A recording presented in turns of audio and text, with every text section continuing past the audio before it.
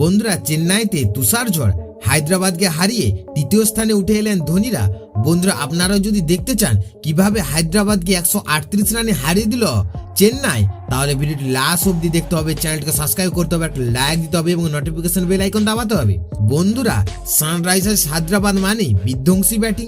একাধিক ম্যাচে 200-র উপরে রান তুলেছেন ট্র্যাভিস হেডেরা। সেই দলের ব্যাটারদের তছনছ করে দিলেন চেন্নাই সুপার কিংসের বোলারেরা। বন্ধুরা, টস জিতে চেন্নাইকে ব্যাট করতে পাঠিয়েছিলেন হায়দ্রাবাদের অধিনায়ক প্যাট কামিন্স। তাতে কোনো অসুবিধা হয়নি চেন্নাইয়ের।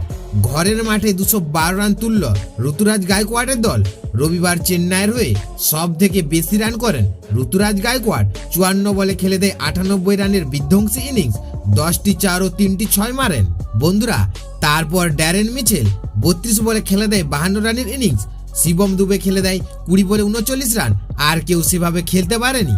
বন্ধুরা, 213 রানের লক্ষ্য মাথায় নিয়ে ব্যাট করতে নেমে ভেঙে পড়ে হায়দ্রাবাদের ব্যাটিং। তুষার শুরুতে আউট করে দেন ট্র্যাভিস হেডকে। পরের বলে তুলে নেন অমলপ্রীত সিং এর উইকেট।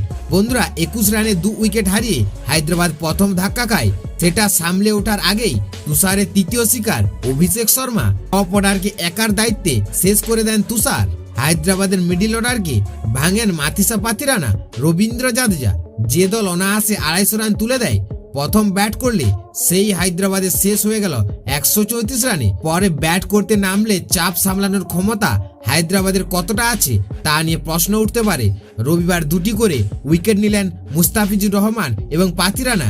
1টি করে উইকেট নেন জাদেজা এবং শার্দুল ঠাকুর।